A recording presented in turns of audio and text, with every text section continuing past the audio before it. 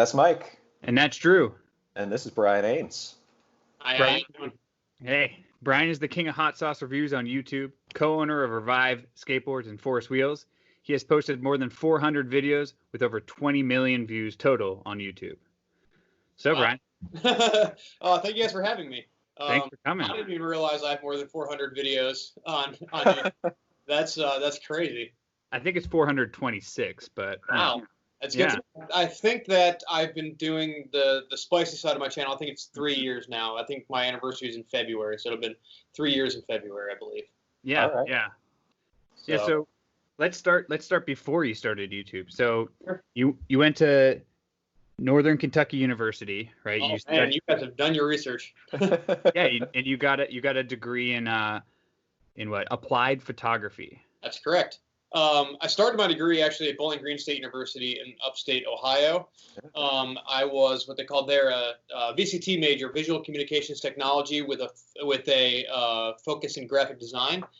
And at the time, I didn't see myself designing much. I'm not a very good designer, and I was taking a lot of pictures. I grew up skateboarding, and I kind of wanted to like find my niche in skateboarding. I was always like, I'm a fine skateboarder, but I'm never like good enough to be like a professional skateboarder.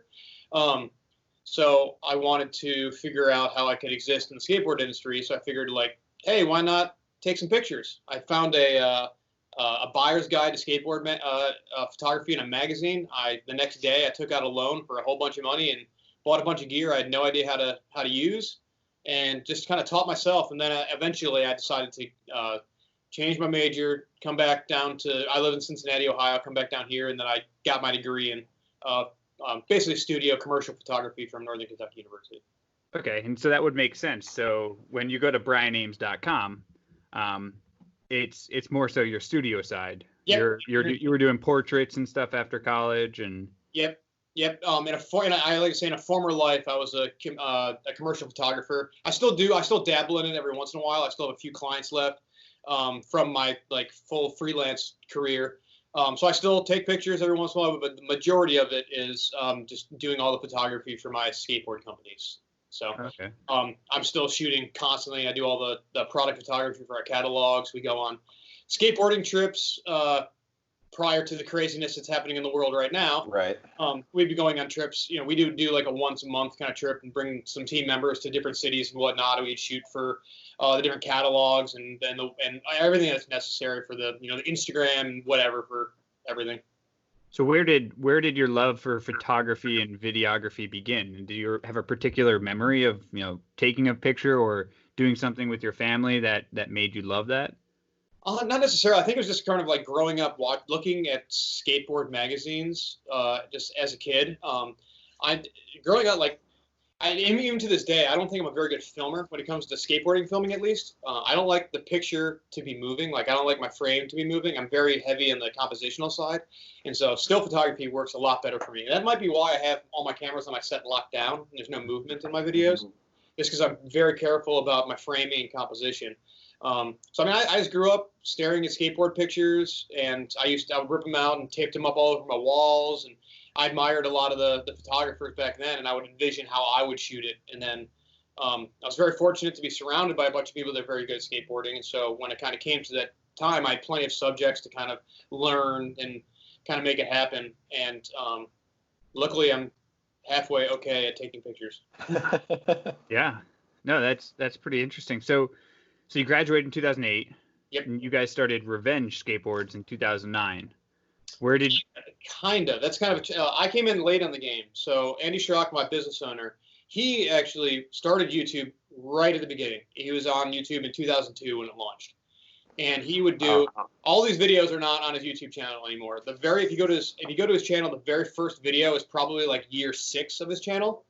And I'm actually in it, and we live together. And I'm in it for like 2 seconds, like walking in the background. It's like an apartment tour. I think it's filmed in 2005 or 2006. Oh wow! And he deleted his way older videos because they were just crazy. He didn't. Are they just gone? Yeah, they were never monetized or anything like this. Just like crazy old videos.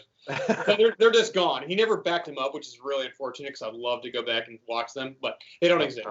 But so he was doing this series of videos on his YouTube channel called We Are Revenge. And it was like skits where it'd be like a storyline to like a skateboarding journey or something like that. And so it'd be like a whole lot skit of something, and then it'd be mixed in skateboarding. And they started to get pretty popular, and kids were like, "You should make skateboards." And he was like, "Sure." So he made like 50 skateboards, and he called it Revenge from the series We Want Revenge. And so the 50 sold out, bought 100, 100 sold out, bought 150. That kind of scenario going on. Okay. And then it was probably like I don't know, a year and a half, maybe 2 years later, it started to get a little bit busier. It's still not anything crazy. I mean, we were probably shipping out like 3 or 4 orders a day, but he saw potential, and that's when he approached me and he was like, "Do you want to try to actually make this a legitimate company? Try to actually do it for real?" And I was like, "Absolutely, 100%." So that's when we were doing Revenge Skateboards, and then we should probably trademark the name and like make it legitimate instead of just like saying it out loud. So went to trademarking. There was a longboarding truck company in Southern California that makes Revenge trucks, so we had to change the name because we tried to license it from them, but they wanted an unbelievable amount of money. We're like, nope. So changed the name to Revive Skateboards. After that, I think it's really good because it's like way more positive. It's uplifting. It's a cooler name. The way that we do our logo with the V still works. So a lot of the branding could work the same. We just had to change the lettering clearly. And now here we are. And so we had Revenge or Revive first, and then we had Force Wheels. We actually have another skateboard company called 3 Block Skateboards, and then we also have a children's line of clothing that we do with one of Andy's other channels called Turbo Toy Time, and then the company's called Pancake Toy. Oh, cool. That's great. Sorry, I'm getting very wordy here. No, you're good. No, it's awesome. It's great to hear this stuff. That's what we want to hear about. Is that so you must have met Andy in college? Nope, I met him. We went to a summer camp in elementary school called Camp Kern. I actually met him. Camp Kern. Yeah. I actually met him at this camp called Camp Kern, and but we went to different elementary schools, and all the elementary schools went together there. So I met him there, and we lost contact forever. And then we actually ended up going to the same high school together, and that's when we kind of reconnected. Okay. And so I mean, he's been like my best friend since I was like 15. So that's so cool. Yeah, it's wild. This is the same reason why Drew and I did the podcast, right? We're best friends and we want to do something together. And I love that you guys have really taken everything and kind of just made it snowball, right? You guys are one of the most popular YouTube skateboarding brands out there, I would say. Yeah, it's kind of crazy. It's all been a very happy accident. We kind of created this like separate skateboard industry that moves directly next to like the core skateboard industry with all of this like social media aspect of it. We were like one of the I guess like the first channels or brands that like added personality to the videos, and so people watch the videos and they become invested in the personalities and the people that are in them, and they just kind of follow the journey as we've continued to grow.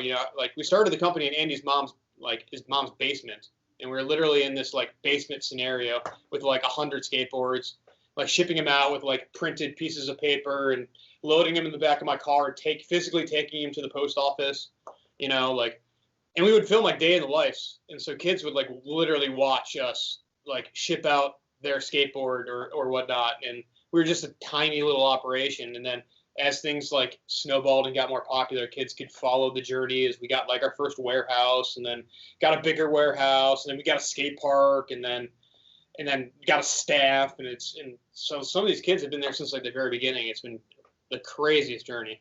That's great for them too, I'm sure, because they're watching you it seems like you're following your passions, and that all the success has been driven out of following things that really make you passionate about what you're doing, Yeah. If you find a way to photograph and make your own skateboarding videos or get into skateboarding photography that way, the skateboards kind of come up like that, and it's based out of friendship and passion, which seems pretty cool to me. Yeah, we get a lot of messages from parents and whatnot saying that they appreciate like instilling the like hard work and working on something until it pays off, because I mean in the beginning there's definitely like hard moments where things go wrong and you don't know if this is gonna work, like yeah. Started I was still a bartender, like I bartended and I was freelance photographer simultaneously, and so like we were getting together to work on the company and do things like during my free time, my days off, like at the time I was like about to get married and things, and so a bunch of unknowns, and then you're investing your own money into a company, like I don't know if this is going to pay off, and then you hope it does,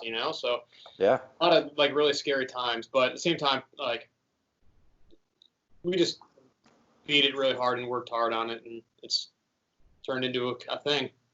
Yeah, I would say it's more than a thing, but definitely an awesome thing to see. So let's roll into your YouTube channel. So you joined YouTube in 2010. Technically 2010. Yeah. But you uploaded, and maybe you've deleted other videos, but the first uploaded video on your channel is from 6 years ago. Yeah, that's literally that'd be like Andy messing with me, because my channel's it wasn't monetized or anything like that. And so I would just happen to be logged into my Gmail account. And so he would just upload a random video to my YouTube channel. That's awesome. And so it was like a prank scenario at that point. And I never wanted to have a YouTube channel, so I totally joked with it. But I had a little bit of a following just because kids found me because of the Revive stuff. And so I probably had I don't know, 3,000 to 6,000 subscribers, just with literally no videos, just sitting there. So I made a prank out of it. There's a montage. It's the best of 2016 or something like that. Yep.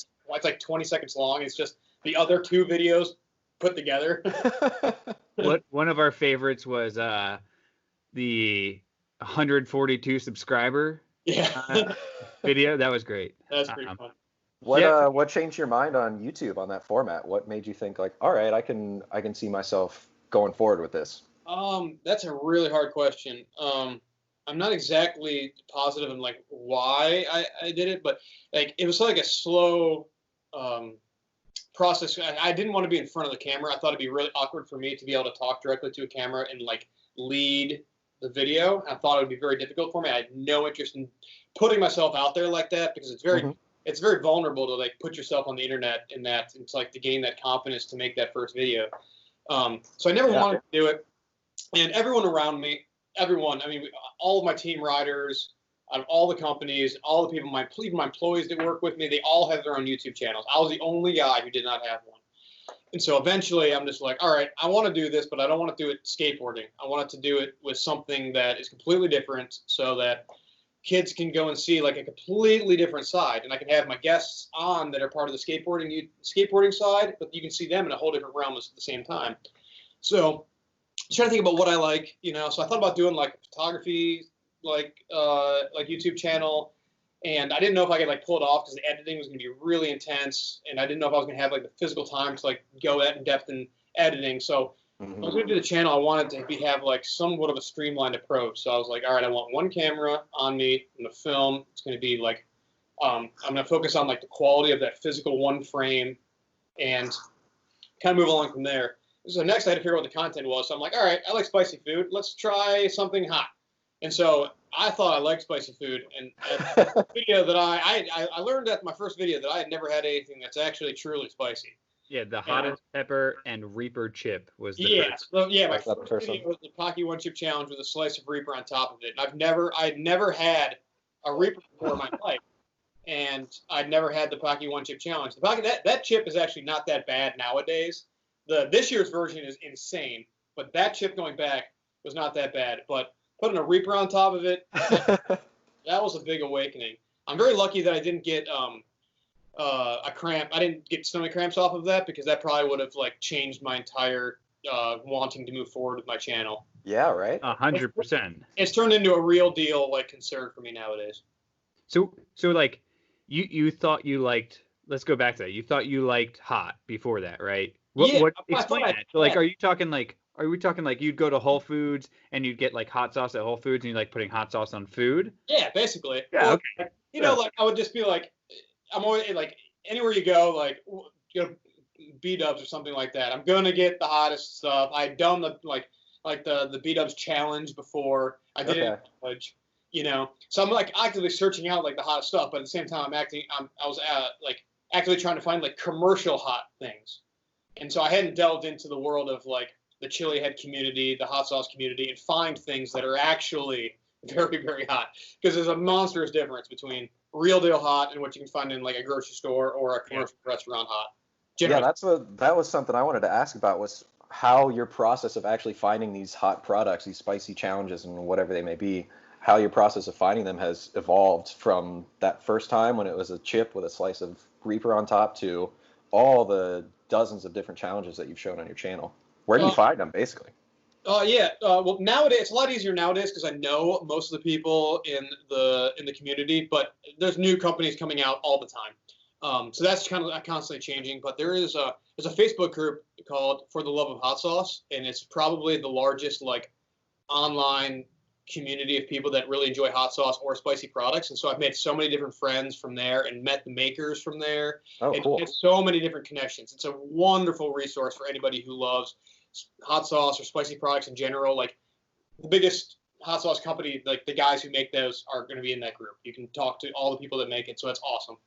And so I would hear about different challenges and that realm. And then but more recently, I'm very fortunate that I've had the little bit of success that I've had on my channel. So people send me stuff all the time.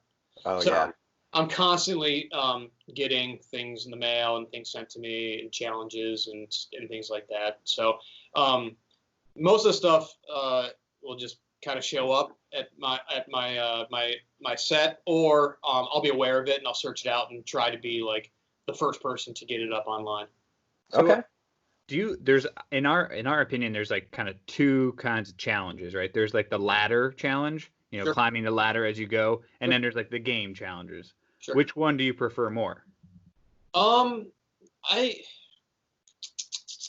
like it doesn't really matter which kind of challenge. The only thing that I'm bad at is speed. So like if it involves like massive amounts of food in a very short period of time, like that's not going to be my thing.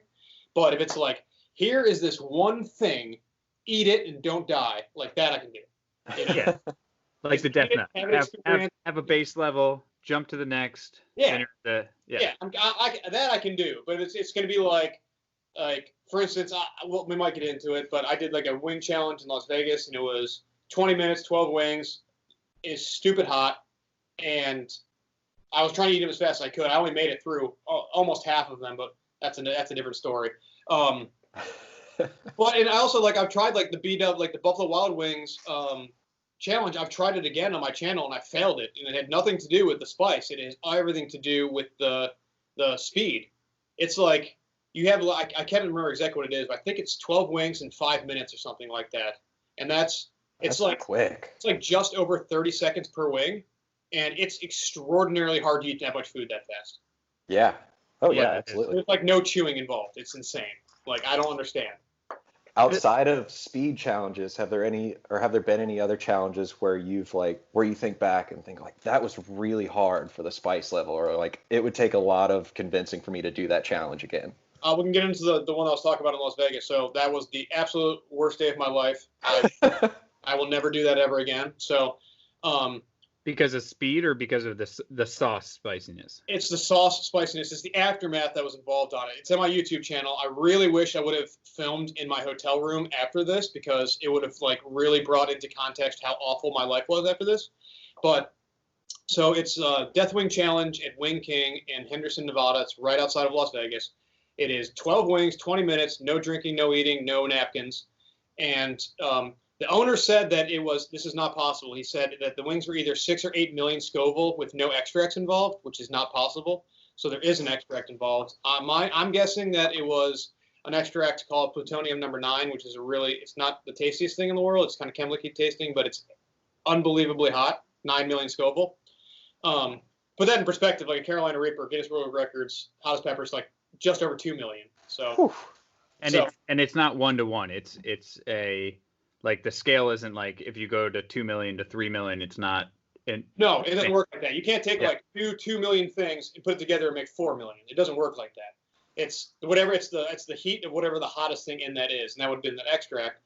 And so it was weird because when I ate the wings, one, I had a whole bunch of people watching me, so my adrenaline's going, So I'm going to eat these as fast as humanly possible. It was very early in my channel, and I made the worst mistake ever, where I was like, all right, I'm not going to eat anything before. So that way I'll be hungry and try to make it through this, and then I'll eat after. And so I went into it on an empty stomach, which is the worst mistake you possibly can make when you're eating something like truly spicy. And so I made it through about 5.5 of the wings, and I started feeling like fluey, like I was coming down like sick, like not like it was very, very spicy, but I always say that like my mouth is relatively leveled up and my stomach is like that of a toddler. Like my stomach is where I cramp so bad. But I can handle a lot of heat in the mouth. I wish that cramping was not a thing. I would do so many gnarlier challenges. But so I made it through 5.5 of them. Felt really weird. I didn't eat my dinner, so I still didn't eat anything after that. So I just had these wings sitting in my stomach. We went back to the hotel room, and so it came on late, which is very weird. But about 4 hours later, I had the most intense stomach cramp to this day I've ever had, and it lasted every 15 minutes for 30 hours. Holy oh my goodness. So for a day and a half, every 15 minutes, I was basically just in a robe in this hotel room. And when the cramp would come on, you could like time it on a watch, 15 minutes. So I would cramp, head over the sink because you can't move, just dealing with it. It feels like you're literally like getting stabbed. Like it has to be a very similar pain. And then I would get a full body sweat to the point where it's like literally dripping on the ground. And then the air conditioning in the hotel room was on, so then I would go into this like hypothermic shake after it, and then just in time to recover to go right back into that cramp again. And I did that for a day and a half. You couldn't eat anything? Like you couldn't hold anything down to help? I tried to eat like a grilled cheese sandwich, and I would drink water, and I was like frantically trying to figure out what was wrong with myself because I was like I was going to go to the hospital, but I couldn't physically made it to I would have to get into an Uber or something like that, so I'd have to leave my hotel room, go downstairs, get into an Uber, and then go to a hospital. But I didn't think probably 15 minutes away. Exactly, way more than 15 minutes. It wasn't going to happen. Or it would be like a legitimate ambulance situation, and I refused to let an ambulance situation happen. And so I was, this was very young on my YouTube channel, so I was like Googling it and figuring out what's physically going on in my body and talking to people. And like, you just have to ride it out. There's nothing physically happening to you. It's just as you're digesting your food, it's turning on these pain receptors in your intestines as it's moving through. And so every 15 minutes, it would just move a little bit farther, and it was absolutely awful. So I will never do that one again. So here's two questions then. So now, knowing not going into it without eating anything, what do you eat before you film a video that you know is going to have something in that, let's call it 5 million plus Scovilles? Sure. And then I think you kind of answered it here, but really, what is the next morning like? Oh, okay. Right? What do I eat? So there's something I don't do. Some people do. My process is I'll eat like a very large like banana chia seed smoothie beforehand. So it's got a lot of base in it. So it's going to have like peanut butter. It's going to have bananas, chia seeds, physically soak things in. And so that can physically grab whatever that spicy food is and encapsulate it inside of something. Some people do like a peanut butter sandwich and then the hot food and then another peanut butter sandwich directly on top of it, basically, hoping that's going to sandwich it out. Some people, they call it booting. Some people just get rid of it, if you understand what I'm saying. Yeah, I don't do that, but I have heard of some people doing that, and that'll save you basically from that cramp session if you don't have to digest it, which is going to be a thing. I have done that before in the past, but that's been more of like my body's reaction to something super spicy. Not on purpose. Yeah, not on purpose. Yeah, but when it comes to the next morning, I actually get pretty lucky with things like that. So I don't really have a lot of repercussions on things like that. But I will say that that thing it's only happened to me twice. The one in Vegas and then one more recently where my pee turned spicy. Oh. So it can get that hot. It can get that hot. So that happens, and that is extraordinarily painful. Yeah, that doesn't sound fun. So you make yourself vulnerable for all this pain, this internal pain. What's the allure? What's the gain on your part? That question's been asked a few times. I think it's similar to like you get a mental rush. I mean, I like to skateboard. I like to eat really, really spicy food. I also like to run. I run I do like ultra marathons. I run like really far distances. But there's all like a level of pain that happens in all three of them. But it's like, I don't know, like taking things to extreme. Like skateboarding, like there's a sense of accomplishment if you're trying like a skateboarding trick for some tricks have literally taken me months to land, weeks to land. And when you land it, and you roll away, like the sense of accomplishment that happens there is unparalleled. Like you'll never, it's the best feeling thing in the world. And there's something very similar to that with eating spicy food, where you've like tackled this like monstrous beast of something, and where like something is so unbelievably spicy, and then you're finally like coming over the back end of it, and you're calming yourself down, and you've realized that like ridiculous spice journey that you were just on. I don't know, there's like a sense of accomplishment there. And there's also like, there's an endorphin rush that happens for sure. Like, oh yeah, you get a very like stony scenario that happens. And so, I mean, that's definitely part of it.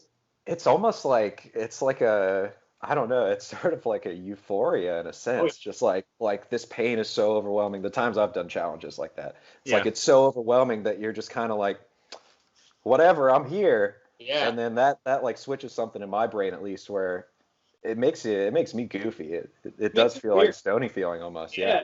The really hot stuff is my calves go numb, and then my and the sides of my hands, like my pinkies, will become numb. Like you know, like when if you like your hand goes, like your arm goes to sleep or something like that. Yeah. Like I'll just get it in my pinkies, like on the insides of my hands, which is very weird. Some people get it in their ears. I don't get it in my ears, but I get it. It's very interesting. But that's like the really, really hot stuff. So what would you define as really, really hot? A lot of stuff that deals with like extracts, where you're talking about like the multiple million Scoville, or you're talking about like a fresh Reaper pod scenario. Like fresh pods will do that to you. Huge extracts, you know, like that thing in Vegas, my hands are going to go numb. Like I did a like a 6 million Scoville tincture. I'm trying to see if it's laying around here. It's not. A little capsule. It looks like a. It's like a syringe. Yeah, syringe. A couple days. Yeah, okay. And I got that after I finished filming. Honestly, I got that kind of happened to me. Yeah, it's got to be the extreme stuff. We went. He had a bachelor party at the end of last summer, and we brought the Toe of Satan, and we brought the Death Nut Challenge. Oh God! And as well as the I had a rough time with those. The roulette one. And we had the hot sauce roulette. Yeah. With the wheel. That was great. I saw all three of these on your channel, and I was like, oh, we should try them. Yeah. So we were out drinking and eating death nuts, and it was pretty funny to see us. The Death Nut Challenge, that thing is no joke. That those last nuts, the actual death nuts, those have got I think there's 16 million Scoville capsicum crystals on those, and those things are it. You can ruin your day with those. Oh yeah. Yeah. Yep. Oh, yeah. We were not happy campers next morning. But, yeah, just telling someone up.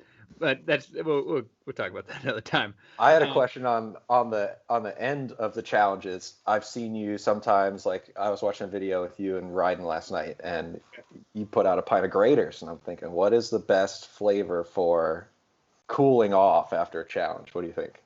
That's actually something more recently that I've been doing. So to help with the stomach side of it, if I feel a cramp coming on, a pint. I actually do like Halo Top. It's like coconut milk version of it. But eating a pint of that to put on top of whatever food on the back end of it, that's super helpful. It doesn't really help for the mouth stuff, because the second you're not eating, it just comes back anyways. But to settle the stomach, the ice cream really helps. But as far as flavors, I like straight up vanilla. Anything that doesn't have physical chunks in it, because that's just something else you got to chew. You got to deal with. So whatever the most purest form of ice cream is going to be the best. So I'm a straight like vanilla bean guy. I respect that. So let's go on to the topic of some of the videos with Ryden, right? So you were putting out these videos, getting in the 200 to 300 to 400,000 views. Mm-hmm. Then in one video you put out, you're at 2.5 million views on that single video. Sure. When you watch that ticker not stop at 400,000, then it hit 500, 600, and then 1 million, what was that feeling like? Oh, that's amazing. That came way later though. So you can I don't know if it's hard. You guys probably aren't able to see the analytical side of those kind of things, but that's where you start talking about like the business of YouTube and what things work and all that kind of thing. But that was a wild one. So those videos Ryden has been on YouTube so often with his dad, Andy, my business partner, that Ryden is, from a very young age, he's so good at like being in videos and communicating and like adding things to it. He doesn't need like like he's just a natural, you know. He's so good at it, and I thought that like I brought him in because I wanted to do products on my channel that everyone could get. So like very commercial products that you could get in like grocery stores, gas stations, and things like that. And I wanted to be able to have my experience, and I wanted Ryan to also be able to have his experience, and so that way hopefully people watching the videos can see both sides of it, and then that way they can get out of it what they need, and if it's something that they enjoy, they can now go get that product. But yeah, it's crazy. Like the views on those. There's 2 videos I did with Ryden that at like probably from like July last year up until like December, they just would not quit. Like they were just insane. Like each one of them was getting like 50,000 views a day, like every day for like 6 months. And that was recently. So that's the spiciest snack challenge, 5-year-old, and 5-year-old tries the world's sourest candy. Those two. Those 2 videos were simultaneously, and that's just like with YouTube. It'll grab it'll hit this like algorithm for whatever reason, and it'll just continue to grab it and skyrocket it, you know. But that just came out of nowhere, and that'll happen every once in a while with like anyone's random videos, you know. You never know what's going to be successful in that regard. It just kind of happens. But yeah, the algorithm just kind of grabbed both those videos at the same time and just kind of took them to a new level. And that was insane. When like the first million viewed video, that's the wildest moment. Like when you see that happen, that's crazy. Now I think both of them have over 2 million views now, which is just 2.5. Yeah, they're sitting at 2.5. Yeah, it's just nuts.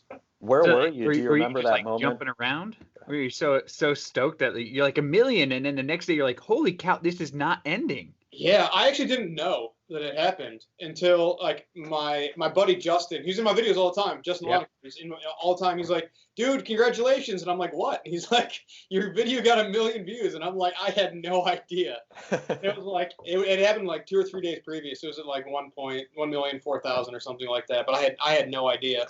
But yeah, I just immediately like screen grabbed it, like put it on my social media. Like, you guys are insane. Thank you so much. This is ridiculous. It's just the wildest kind of feeling. That's super cool. Just something else to chase, right? Oh yeah, it's fun. Yeah. So if someone comes to your channel today, what are they going to see? You're going to see challenges. You're going to see hot sauce. I like to call them not experiences, but like I don't like to call them reviews. You know, but I'll be trying sauces. I'll be doing a lot of sour videos. I'll be doing a lot of challenge kind of things. But mostly I just like to, well, most of my channel is going to be revolved around hot sauce in one way, shape, or form. As I've been doing this, I've met so many people in the community, so I have all these opportunities to try these different sauces. And so basically I just try to put them out there and explain my experiences with them in the hopes that somebody can find a sauce that they like, and then this maker can grow their company to be something larger, and then the entire industry can kind of grow up together. Because as the longer I've been doing this, I've just completely fallen in love with the industry and the people that are in this industry. It's just some of the most amazing people I've ever met. And so anything I can do to kind of like help the industry grow and we can all kind of grow together, I'll be super, super excited to do that. I've been doing these live videos on Mondays where I was quarantined in my house for a long time, and now I'm very thankful that I can be back on my set in a limited form. But I do these live videos on Mondays where I'm like featuring a hot sauce company that's small. They might have been losing business because they're normally doing it at like farmers markets, and they've lost that sense of revenue. So I basically just go on there and berate people to tell them that these small businesses need our support, and if you don't support them right now, they might not be here on the back end of this. So please, please, please, please support these amazing companies. So I appreciate that so much too, because I think that follows suit on both channels that you're on and involved with, right? Andy ends every video with support your local. And I've watched a couple of the Mondays, and you're saying the same message, and it's a really great message, because a lot of the other channels that are out there are more so saying like buy my stuff, buy my merch, and that kind of crap. You guys aren't touting that necessarily. You're saying buy local, support the businesses that you can in your community. I do think it's just very important to support the overall scene, and whether it be skateboarding or it's the hot sauce community. Yeah. You know, like I work with other channels all the time, with hot sauce channels that are, you know, larger, smaller. It doesn't matter. We all have the same end goal of making this community a better place. And so if you don't take care of the community itself might not be there. And if the community itself is not there, then you're not going to be there. So everyone needs to support everybody. You know, it's not some like crazy contest. Yeah, that's a great perspective. I admire that a lot. So you mentioned your set. How about we talk about your set for a few minutes, if you don't mind? Yeah, sure. Sort of show us a little bit about what viewers are going to see in the background. Oh, Give man. us a little tour from where you're sitting. Talk about like the stuff in the background or the tech nerdy stuff. Whatever. Whatever you think. So like, we can talk about both sides. Let's talk about what's behind you. Okay. And how do you choose what comes on and what goes off? And then, on the other side of it, I think one of the questions I always have is like, how obviously it's different from you to a regular YouTuber because you come from an educational photography background. So what to buy in those kind of items, lenses, things like that. How stoked were you as you're growing to buy all this equipment for your channel? Oh, okay. So I'll start with the background stuff. Yeah. Like directly behind me is all the hot sauces that I basically have on deck. Like these are the sauce. Most of them, at least, is probably 3/4 of the sauce that I've either purchased that I want to make a video on or has been sent to me or whatever that may be back there. And then I've got just like some personal things like back there. Like let's see. Okay. So like starting up there, my father worked for Tubeular, so that's like a cookie jar from like cool. the early '90s that I've had. It's like they don't make those things anymore. It's like that's like I grew up just eating like soft batch cookies and Cheez-Its my whole life. So he worked for the company for like 40 years, and so there's been a lot there. I got some bites. That's my buddy Roger. He's got the Hot Dang Show on YouTube. That's his product. He's a good buddy of mine. Wanted to be able to support him and put that there. There's a guy, a skateboarder named John Mata. He's got this company where he puts people's like portraits on a rock, and that was a Christmas gift for my buddy Sam Caver, who rides for Revive Skateboards, who gave me. Andy, my business partner, was invited to the White House during the Obama times, and so there's some chocolates from the White House that he got. I've got some signed hot sauce bottles back there from. One of them is from Sideshow Hot Sauces. It's signed by the actor who was Jason Voorhees in Friday the 13th, so that's pretty cool. Wow. I'm back on this side, so I've got like when I hit 100,000 subscribers, I've got my plaque up there. I recently did a video from League of Fire, which is in Europe, somewhere in the UK, and they're trying to make an actual like standings for spicy challenges, which I think is really, really cool. And that was like one of their first ones. It's called the world's hottest chug challenge. And so you actually had to chug an entire bottle of hot sauce. That's no joke hot. And that was one of the worst cramp sessions I've had in a very long time. That one hurt a lot. I got the original Pocky One Chip Challenge from the very first video I put on my channel. Is that back there? I have my very first camera it's a Nikon D2H. It's a 4 megapixel camera. No way. Yeah, it's hilarious. I think I spent it was $2,200 when I bought it, and I every once in a while I look up how much I could trade it in for. I think the trade-in value is $50 now.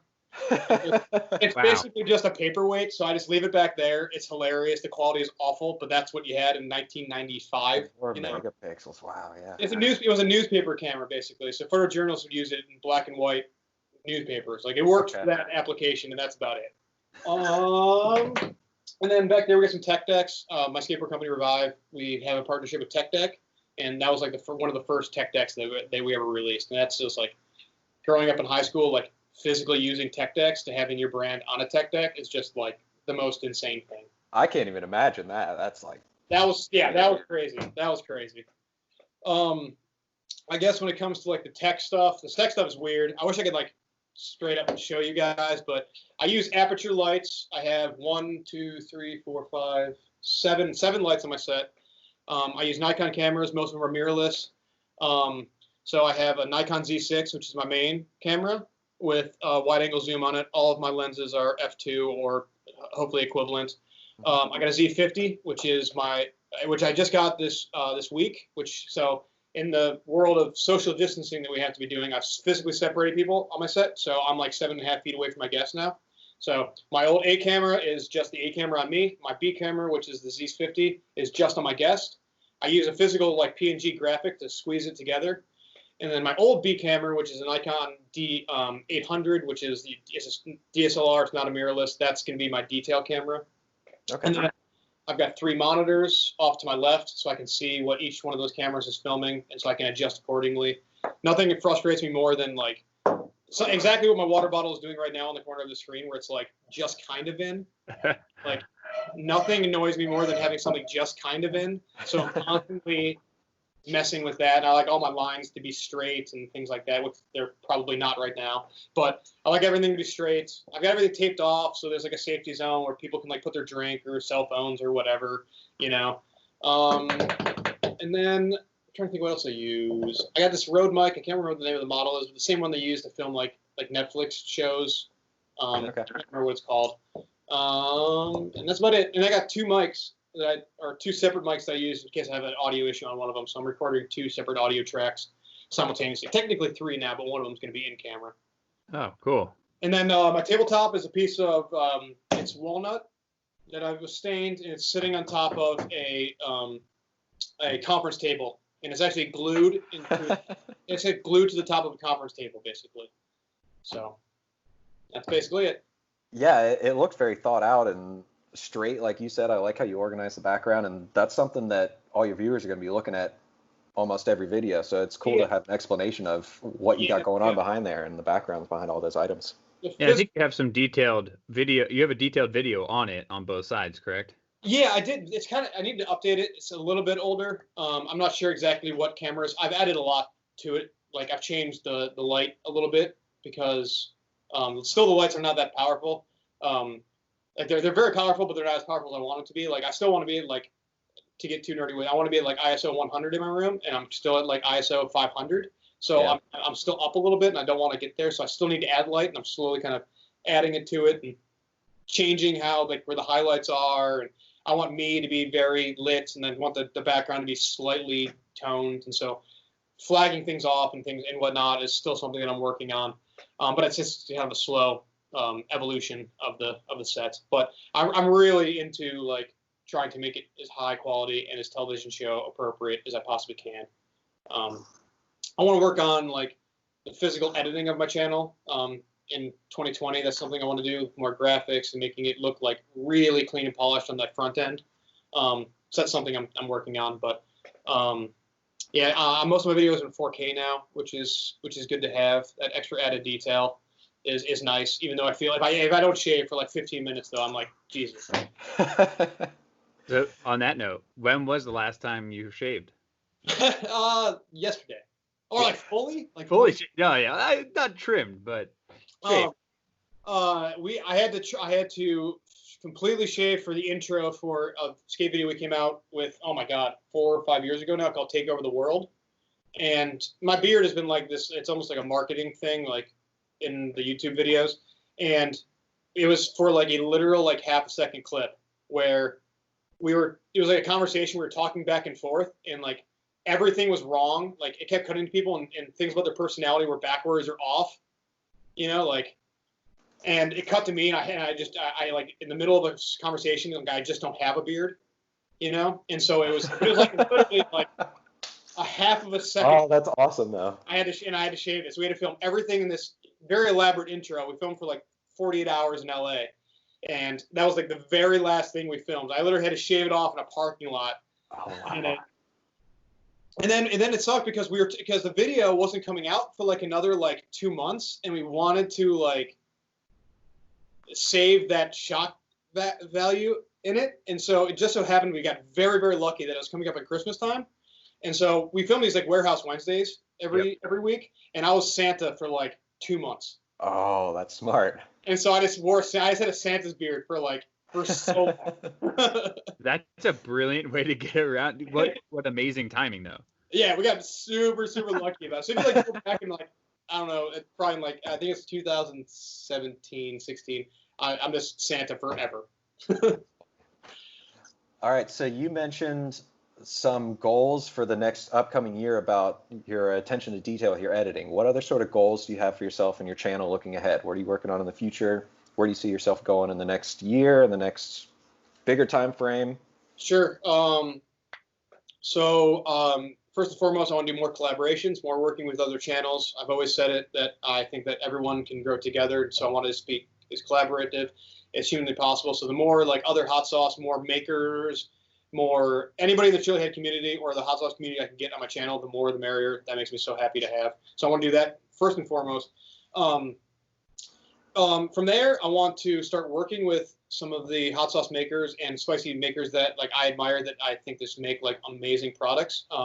I've got a few things coming out. Like I've never done merch or anything like that, so I've got 2 new T-shirts that are coming out. They're actually they should be available like maybe right now. It takes like 2 to 3 days for it to like pop up on my channel, but when they come out, they're non-branded. They don't say my name on them or anything like that. They're based off of dreams that I've had, and they're a lot of fun. One of them was like this. It's like a Carolina Reaper kind of scenario that, you know, it's weird. It was like growing inside of me, and then it stepped back, and it became this big tree. So it's like a representation of that. And then there was this. I like to go backpacking a lot, and so I camp and whatnot. And I had a dream about a grizzly bear walking through a field, and he was eating the tops of these dandelions off, but they were tacos instead of dandelions. And so I did a shirt based off of that. And so those will be available either now or very soon. And then I've got a line of seasonings that are going to be coming out. I don't want to dive directly into hot sauce like right now. I just don't know how I feel about it, because there might be like a conflict of interest there, and I don't want anybody to like. Oh yeah, we understand that. There's a conflict there, so I might do a hot sauce moving forward. I don't know. I'm not against it, but I'm not doing it now. But I got a line of seasonings coming out that'll be coming out sometime late summer, fall probably, and then 2 challenge products that are going to be coming out. One of them is a chocolate bar. It's sitting right there. It's been there. It's kind of like a little Easter egg in my set for a while. That's awesome. And then another one is going to be a very, very, very spicy product that I don't want to say yet, but it's going to be small but ripping hot. And then one of those one and done challenges. Yep, just eat it and then enjoy the ride. It's going to be hot. The chocolate bar is the same thing, but it's more of like an approachable challenge where like not everyone can do it, but a lot of people are going to be able to do it, get through it. We're going to be cool. And you can also don't even have to do it as a challenge. You can just eat it and enjoy it because it's actually delicious. The other one is going to be delicious, but it's just brutal. So yeah, that's basically the future. Hopefully that's the short end of 2020, and then just continue to evolve the set. Hopefully anytime where I can add more physical quality to the videos, I'm going to be doing that. Yeah, that's great. Personal goals. You say you're an ultra runner. I saw on Monday you said you'd run 50 miles a week. That's right now during quarantine it's been about 50 miles a week. I normally do like 8 miles 5 days a week, and then my long runs on Sunday mornings, and that's normally gonna be 15 or 20. Wow, that's very impressive. I was supposed to run my first 50 miler a month ago, and it got canceled because of the scenario going on. And then I was going to be running a 100 miler in September. That also got canceled. So we'll see on that one. You got the training base. So I think, what would be a dream come true, right? You said you'd go on hot ones, but it's for famous people. I think you'd do great on it. Is it a food show? Is it a pepper farm? Obviously you're looking at the challenge brand. I think that's awesome because you of anyone probably knows what's the best challenge out there. So what's a dream come true from the channel? Dream come true. I would like to do it on YouTube, but I'm not against it. I've actually many times I've done I've filmed sizzle reels for different television shows. I've had some TV networks that have approached me about food shows. And nothing has completely clicked. It's a very hard market, and so I've interviewed, I've done screen tests, all kinds of different things for things. But anyways, a food show. I would love to do a food show where I could travel the world, the country, talk about spicy food, talk about just unique food in general. The hot sauces that blow me away the most right now are hot sauces that are using like cool and unique ingredients, or are playing with cool and unique textures to their sauces and using ingredients in ways that that people are not sort of like used to, or they're not experienced with. And there's been some really, really cool stuff coming out. And so I want to like go find other restaurants and chefs that are doing something similar to that and experience it. And I've done a few of them just on my channel straight up, but they're really expensive to produce for my channel. And so if I could figure out a way to make that more streamlined, where I could be working with a producer, working with a film crew, be able to take care of the travel side of it, being able to do it correctly, where it's like, I never want to do it scripted, but if it's more like the front end of it is taken care of in a way, and I can make that happen, like that's what I want. Like that'd be so much fun. I could just do that every day. Yeah. Well, cool. I appreciate your time very much. Thanks for coming on and talking with us. No, thank you guys so much. This was a ton of fun. It was a lot of fun. Yeah. Guys. Thanks so much, and make sure you guys go like, comment, subscribe on his videos on his Instagram. We'll put it in a link in our bio of the episode. So thanks so much, Brian. I appreciate it so much. Yeah, thanks, Brian.